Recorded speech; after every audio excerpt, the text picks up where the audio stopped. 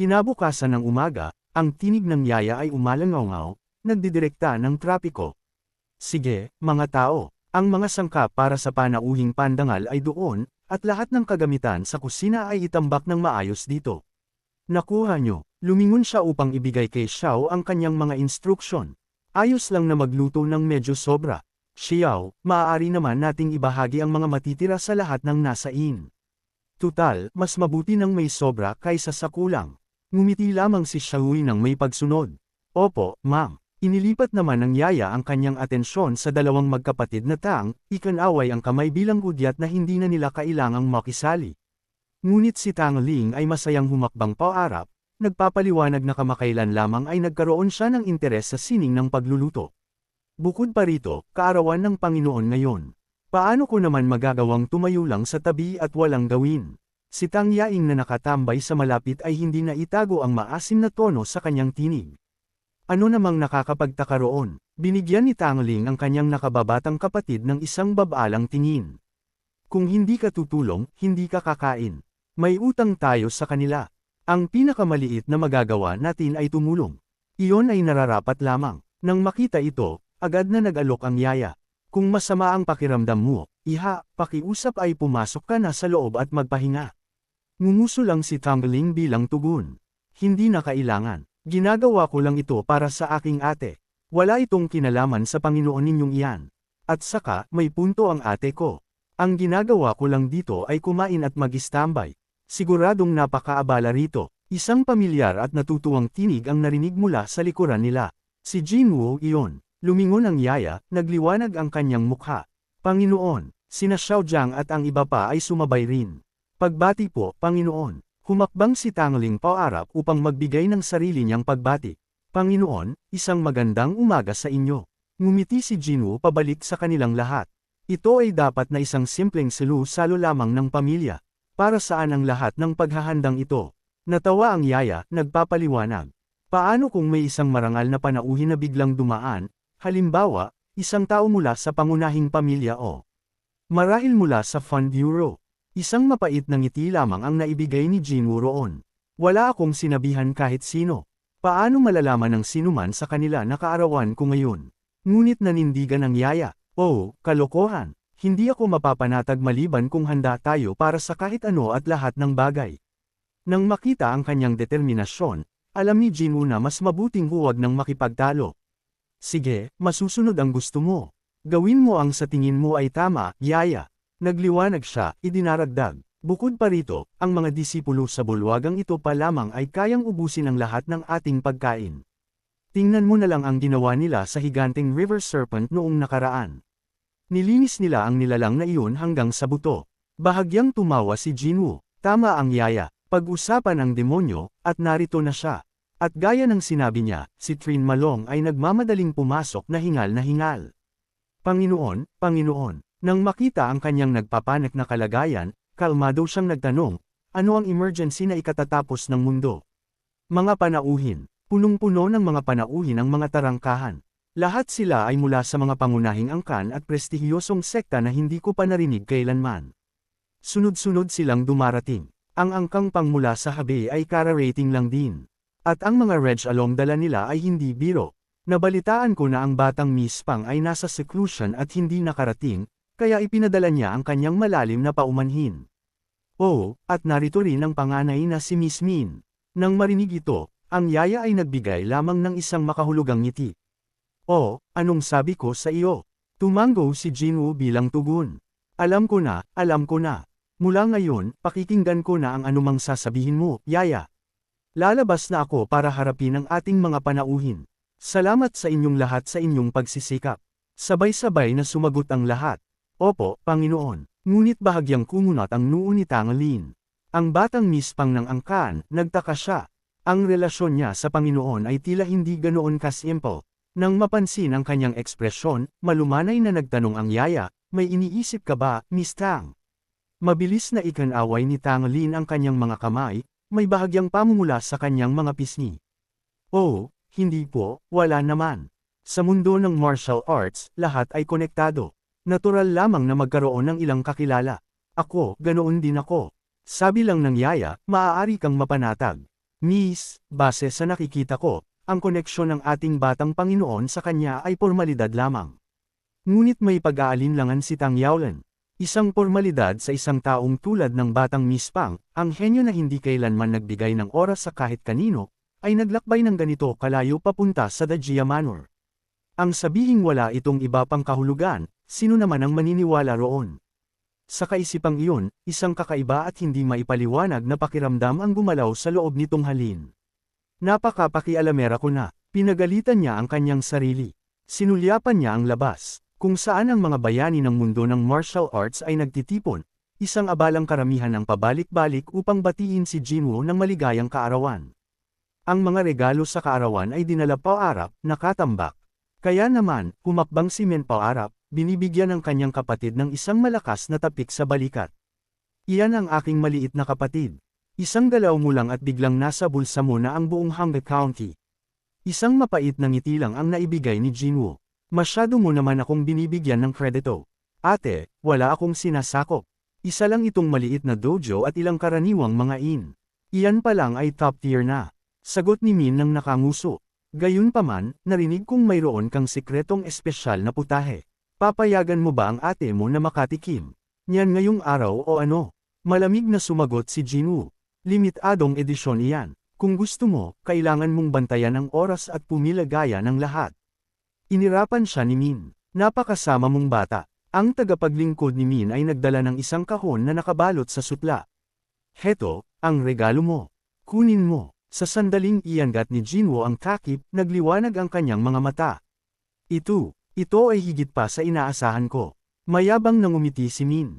Siyempre naman, iyan ang tunay. Mukhang simple lang pero maniwala ka, ang kasaysayan nito ay hindi biro, lahat ng iyan ay opisyal na uniforme ng akademya.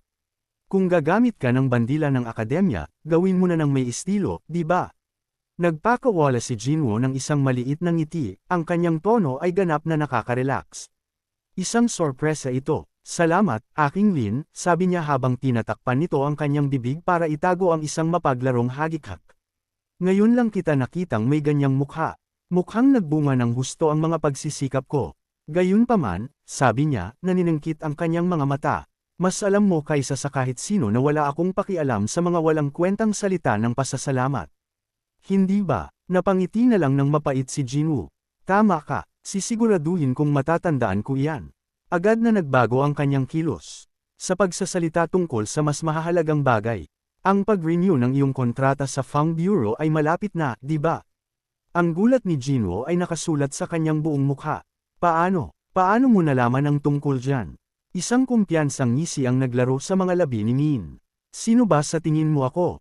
Nakalimutan mo na ba na ang network ng impormasyong ito ang tanging dahilan kung bakit ako nakakaiwas sa mga away sa pagitan ng dalawa kong nakatatandang kapatid? Agad na itinaas ni Jinwoo ang kanyang mga kamay bilang protesta. Ang buong digmaan sa suksesyon na iyan ay walang kinalaman sa akin. Huwag mo akong idawit dyan. Oh, alam ko. Sa anumang kaso, ang eksklusibong kontratang iyon ay mag-e-expire na. Iniisip ko lang kung interesado ba silang tumanggap ng bagong negosyo mula sa akin. Agad na tumalas ang mga mata ni Jinwoo. Kaya, hindi ka kontento sa pagkontrol lamang sa daloy ng impormasyon. Gusto mo ring makuha ang aktwal na lakas ng martial arts. Eksakto, inamin ni Min nang walang pag-aalinlangan. Target ko ang maliit na intensive training program na pinapatakbo ninyo. Gusto ko ng kompletong upgrade para sa mga tauhan ng seguridad sa ilalim ng aking pamumuno. Naging maingat ang ekspresyon ni Jinwoo. Depende yan sa posisyon ng Fund Bureau. Hindi ko yan kayang pagdesisyonan ng mag-isa. Higit pa roon, kailangang pumayag ang iba nating mga partner. Isang makahulugang ngiti ang kumalat sa mukha ni Min. Oh, babawiin mo ba talaga ang regalo sa kaarawan ng ganito kabilis? Hindi naman sa ganoon. Agad na nilinaw ni Jinwoo. Gusto ko lang bigyan ito ng tamang pagsasaalang-alang. Huwag mo naman akong gawing kontrabida agad. Tamang-tama, isang natatarantang tinig ang umalingaw mula sa labas ng silid. Panginoon, ako po ito. Kumunat ang noo ni Jinwoo sa inis. Ano ba ang lahat ng ingay na ito? Ang tinig ni Chung Maong ay puno ng matinding pagmamadali. Sir, kailangan niyo pong lumabas ngayon din. Isang masamang kutob ang bumalot kay Jinwoo. Ano ang nangyari? May problema ba? Hindi problema. Hitams. Isang panauhin. Isang napakahalagang panauhin ang kada rating lang. Sagot ni Chung Maong. Agad na nanaikit ang mga mata ni Min. Hey, kung ginagawa mo itong dahilan para makawala sa ating usapan dahil sa mga kapatid ko, huwag mong isiping hindi kita babalikan. Iinuko ni Chung Maong ang kanyang ulo, nanginginig ang tinig.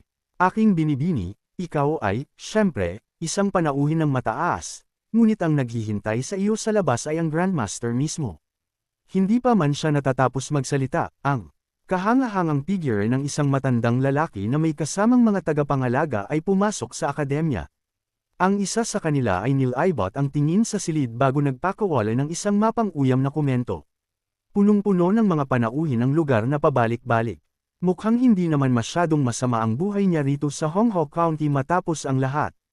Nanaikit ang mga mata ng Grand Elder, napapansin na bagaman puno ang Marshall Hall, ito ay tila masikip. Hinihinala niya na ang pagtanggap na ibinibigay sa mga panauhin ay kulang pa rin sa maraming paraan. Ang nasasakupan ay nagbigay ng isang ngiti, ngunit hindi ba't sinasabing bawat dakilang pakikipagsapalaran ay nagsisimula sa isang mahirap na hakbang?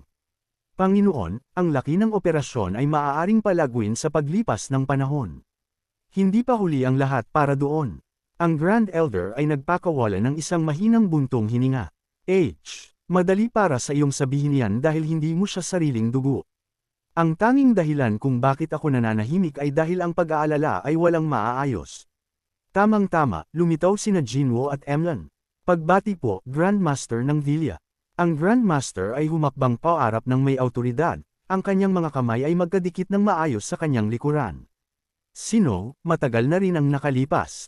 Maligayang kaarawan, Apo. Salamat po, Hitams. Dumating ka na, Milan. Naparito ka rin pala. Bakit hindi ka nagpadala ng balita ng maaga? Maaari sana tayong naglakbay ng sabay. Hindi ba't mas maginhawa sana iyon? Nagtago si Min sa likod ni Jinwoo nang may maliit na hagik-hak.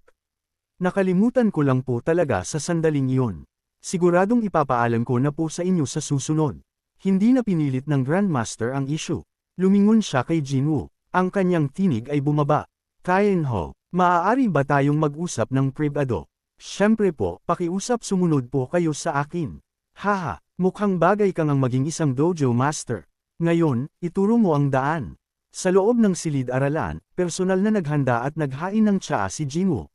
Sarili mong kaarawan. At wala man lang balitang ipinadala pa uwi.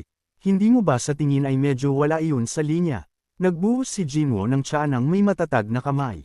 Ang kanyang ekspresyon ay isang perpektong maskara ng katahimikan.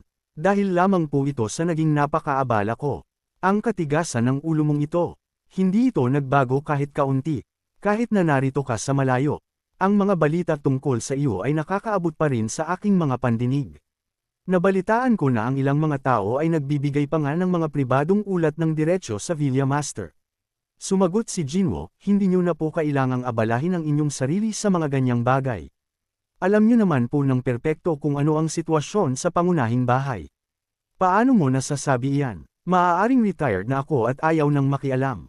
Ngunit ang iyong ama, tila hindi pa rin siya handang pakawalan ka. Hindi ko haharanggan ang kanyang daan, ngunit hindi naman po sa pakikinggan ako ng aking ama kahit kailan. Uminom si Jinwoo ng tsaa, iniisip sa sarili, mukhang ang Vilya Master ay magkakaroon na naman ng matinding sakit ng ulo. Matanda na ako at nasa gilid na lamang.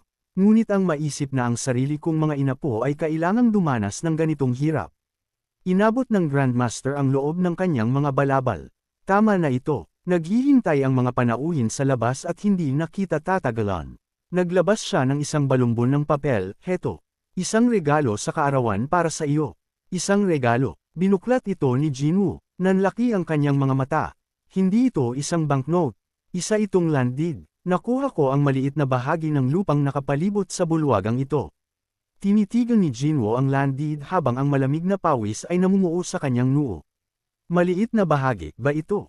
Ang laki nito. Ito ay kailangang maging 5 beses ang laki ng kanyang kasalukuyang dojo.